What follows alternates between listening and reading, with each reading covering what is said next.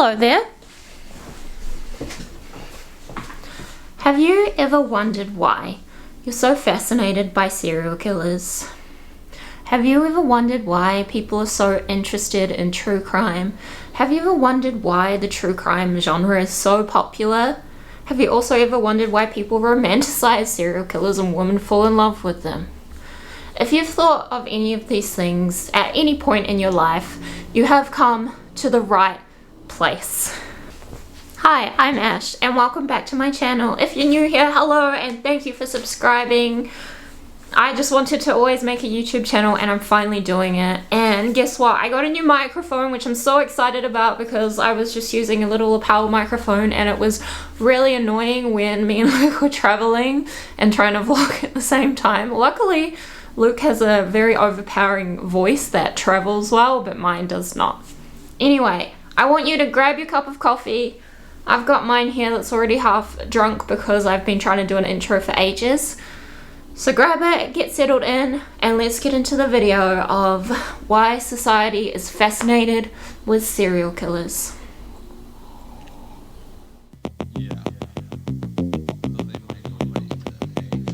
So, in today's video, we're going to go over 10 reasons why people in society are so fascinated with serial killers and true crime and things like that. So, I wrote a blog post about this the other day, so I'm going to quickly go get my laptop and we'll go over all these reasons together.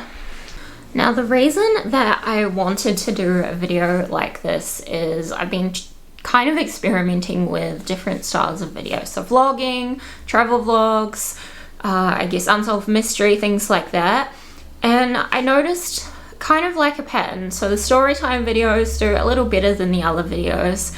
And I was like, why did that cult video do so well? And then I remembered it was just because I think I was just so passionate and I had a different perspective and it was something new, teaching you guys something. And I just want to teach and educate people and learn about like creepy things in the world, and also go and do vlogs and travel vlogs and lifestyle vlogs and all of that. So one day we'll find a niche, but for now let's just keep experimenting. But we're going to go down the route of the serial killer. And the reason I'm interested in this is before I did my masters back in New Zealand, we had to do an honours paper, which is like a year-long course. You take 4 courses, one being like a mini research project. So you write 10,000 words to prepare you for going further in postgrad. And my one was, why doesn't New Zealand have any serial killers? Now, you could argue that it kind of does because there are people who have done things like Minnie Dean. I don't want to get into her, but she'd like murdered a lot of children, which was awful. A few other people like that, but it's quite obvious why New Zealand doesn't have serial killers. Efficient police force, lack of corruption, there's really nowhere to hide, and there's a lot more technology in society now, so it's a lot harder to be a serial killer. So it's just kind of obvious why. It's just too hard. So that got me thinking, why are we so fascinated with serial killers? Like, what? Why? Just why? And I want to understand myself, I want to understand the world, I want to understand people, and maybe I'll give you a little bit of insight into why you might be excited or interested to learn about serial killers. And before we get into the 10 reasons, I do have to give a bit of a trigger warning because we might talk about some disturbing content or things like that, and we are talking about serial killers. So if that's not your jam, you don't have to watch the rest of the video. I won't be offended, but if it is your jam, let's get rolling. So, the first argument is the evolution argument, and I would probably be running at an argument like this because they can be essentialist and only take one side of the story. I am a social scientist, so I do like knowing about multiple factors, but this one makes a lot of sense to me. So, we are interested in serial killers and their behavior and their patterns of behavior and things like that, because it's like an evolutionary process to help us understand how we might not get targeted. There are a lot of victims out there and my heart really goes out to them, and serial killers are awful people. Let's just get that out there. But if we learn about them, we learn about their patterns, what they might who they might target, what they might do, how they might approach victims, then we can start to find an evolutionary process inside of us and other people as society goes on and new people are born, of how to avoid getting murdered or being the target of a serial killer. And we can see this in things like the rise of technology and all of that. And then we can identify potential threats from the comfort of our own home. So we get that adrenaline rush without actually going to associate with an actual serial killer. So think about all the times you've watched a documentary about Jeffrey Dahmer or Ted Bundy or something like that. There's that little bit of adrenaline running through you because you're a little bit scared, but you're also interested. And you're in the comfort of your own living room, on your own couch, wrapped up in a blanket with a bag of chips and a drink, and you're just watching this documentary, learning. And in turn, that eventually leads to being able to identify potential threats and know the signs and things like that of what to watch out for. And this isn't just for serial killers. If you're watching true crime or things like that, you might learn how criminals act and be like, okay, if I see that behavior, I can avoid that person. Do you get the drift? And it also allows us to explore the parts of the human psyche that we probably wouldn't explore if we were out in the wild.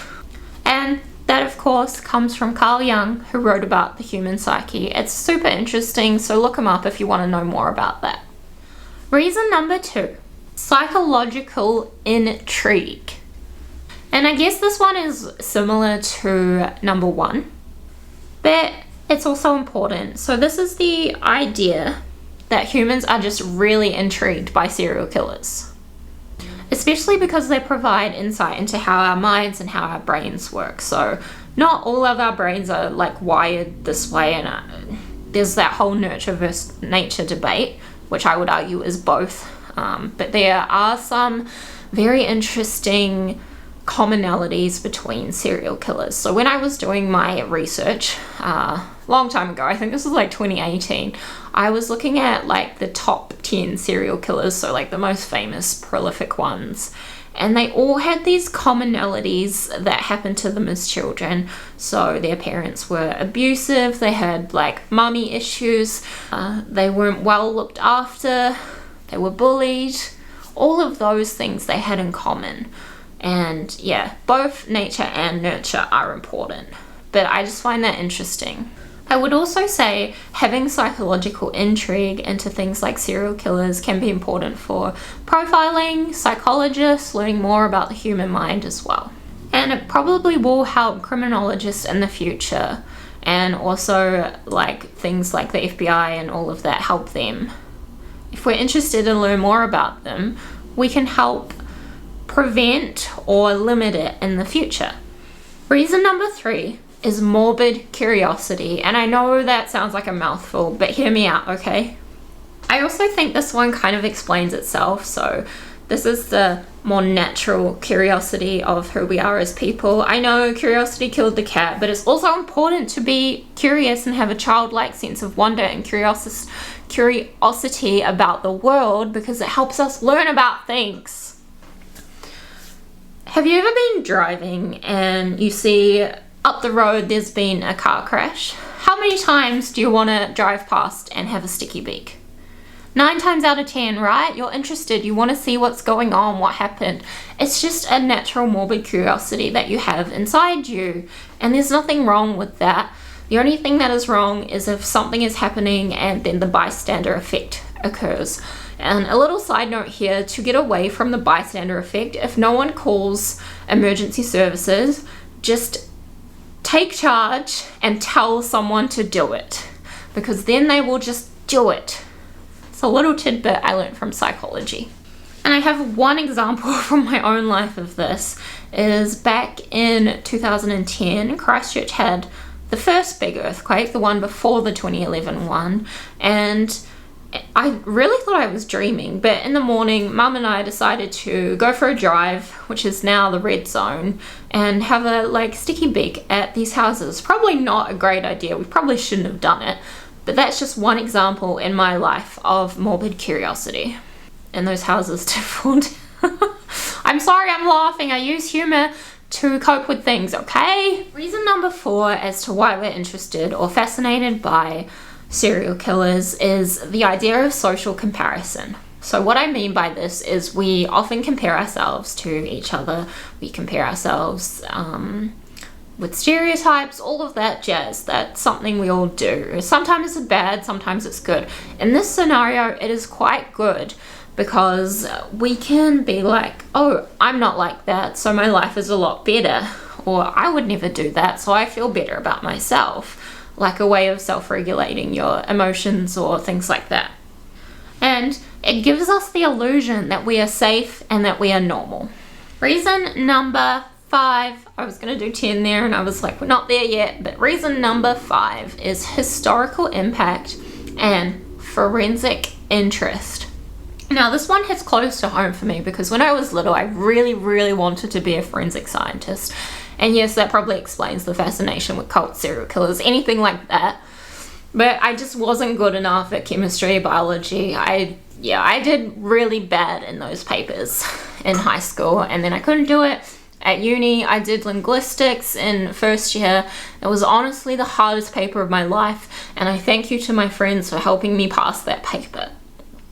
Anyway, because I did that, I could have done forensic linguistics in second year at university, but I didn't have enough room for it.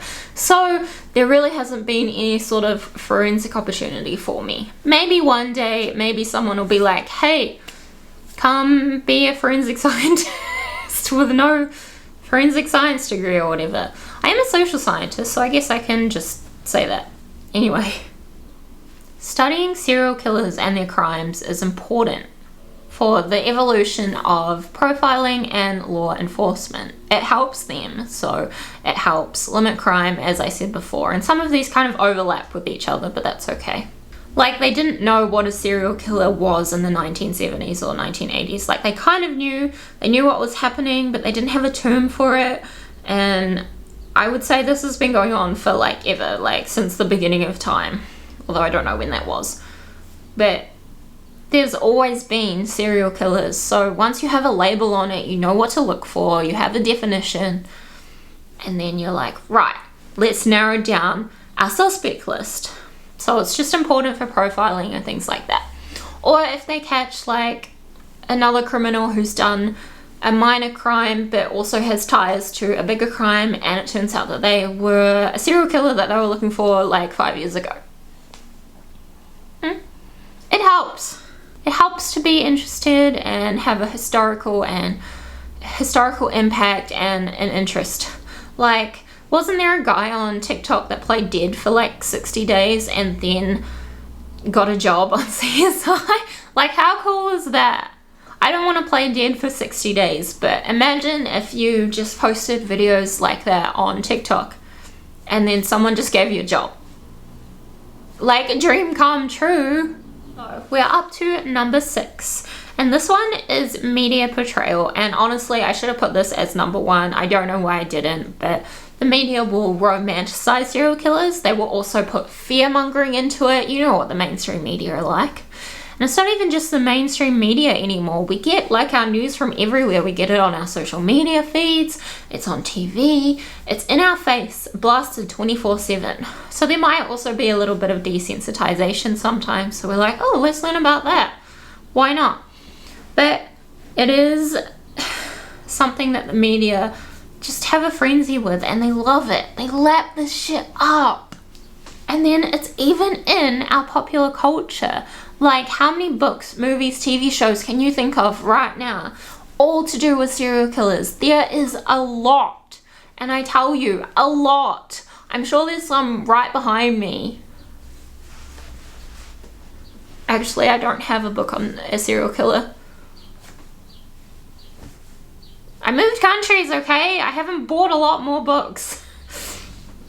But there's a lot, like, what can I think of right now? Dexter, Zodiac Killer, all those like murder books, true crime novels. It's a whole genre. And often serial killers become celebrities. Like, I would say Jeffrey Dahmer is like a celebrity. He has a cult status. Ted Bundy, think about Charles Manson and his cult. That's celebrity status. Like, women will marry them in prison because they think they can save them. And also the charisma that they have. It's so weird. Also, they seem to be very attractive, so I guess that helps. I do want to know more press should go to the victims, though. I do want to know about their lives and give them the story that they deserve. But the media will be like, oh, serial killer, oh, Ted Bundy, oh, Jeffrey Dahmer, 8 people. It gets views, it gets clicks, it gets all of that. What are the driving factors? People want to know. Did he have mummy issues? Did she grow up with abuse? What were the nature versus nurture factors? Was there some outside force at play? Did they have anything psychologically wrong with them? Were they a child of the system? Did something traumatic happen to them? Were drugs or alcohol involved somehow? People want to know these things. And so that leads me to reason number 7. A coping mechanism. And saying that out loud actually sounds really sad.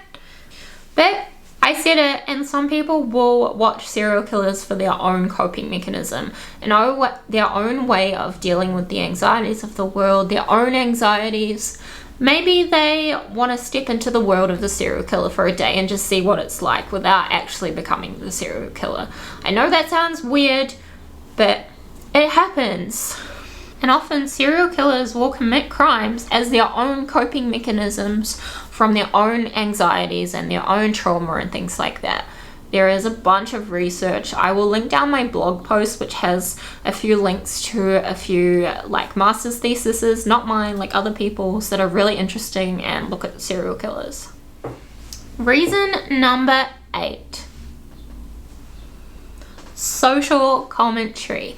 Now, I love social commentary. It makes me so excited, and when I think of social commentary, I think of really good TV shows that do it well. And one is South Park. And don't come for me, I know some of their jokes are awful, but if you take that away for a second, and not this season is so bad. Matt and Trey, what are you doing to me? Anyway, sorry, just having a little tangent there. Tantrum about South Park. Wow, I never thought I would say those words. I'm having a tantrum about South Park.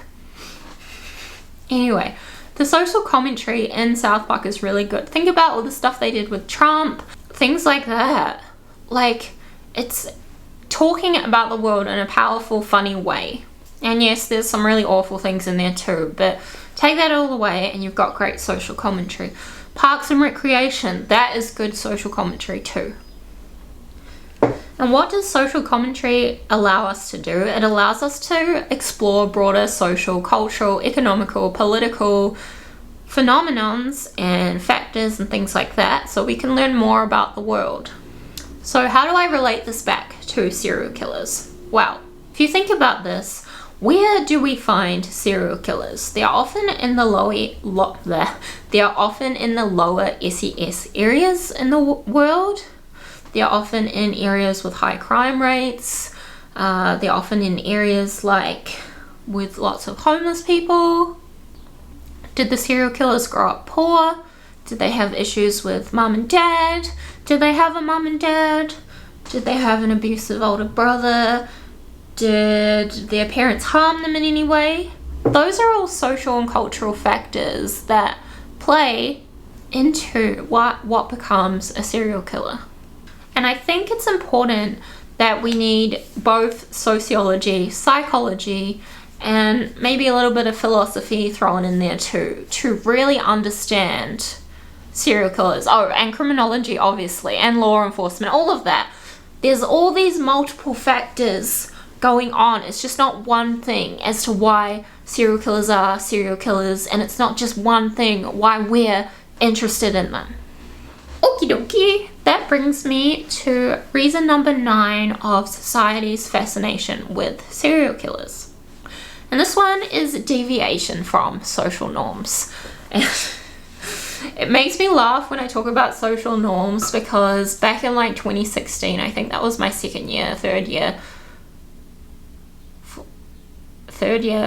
yeah, maybe it was third or second, I don't know which year it was. Anyway, I was doing like a social psychology paper, and for one of our tutorials we had to do this exercise of breaking a social norm. Now, I don't actually know if anyone did it, but I did lie. It was worth 1%, don't come for me. And it was scary because who breaks social norms? Serial killers do. But I'm not a serial killer, and I'm not someone who often breaks social norms on purpose, maybe on accident. But what I wrote about was standing in a lift or elevator, and I stood facing everyone rather than facing the door. So I didn't actually do this, I just pretended that I did this for the 1% assignment for this tutorial. And yeah, but just thinking about that makes me uncomfortable, because what would people do? They look at you weird. Yeah, it's so strange. Anyway, back to the serial killer stuff. When a serial killer breaks a social norm, we're like, oh, why did they do that? What drove them there? So it's just a little bit of curiosity mixed in there, being like, oh, people who deviate, or known as deviants, are breaking a social norm. They're breaking what we know as normal, or things like that. And we're like, what led you there? And I could probably go on and on about this and social norms for hours, but you get the gist, right? Serial killers are different to what we perceive as normal. It's not every day that we interact with a serial killer to our knowledge. It's not every day that we assist a serial killer. I've never done that, I promise. It's not every day that we go talk to law enforcement. And it's not every day we become a victim of a serial killer. But it's important to kind of understand why they might deviate so that you can protect yourself and protect others. And the last reason, so reason number 10, is that it's an intellectual challenge. And I know this makes me sound, oh, that's way too intelligent for me. Or, you're being so fancy. Fancy schmancy. It's not, okay? It's just the term that I used for this. A lot of people want to analyze serial killers because it's just mentally stimulating for them. And we might find it hard to wrap our brains around it because we're not the ones actually doing it. We're just learning about them. And so our brains are like, how can I put myself in those shoes? So let's just keep learning about it so I can understand better. And then it like stimulates your brain. Then you get really awake, like me right now. Like, people want to know all the driving factors why Ted Bundy and Ed Kemper killed their victims. What made them do it? I don't know what I'm doing with my hands. So, there you have it. 10 reasons why society is fascinated with serial killers. Thank you so much for watching, and as I said at the start of this video, somewhere in this video I will post my blog post on this, so check that out as well. Thank you for watching this video. I'll see you next time. I'm Ash. Mwah! Bye! Stay safe!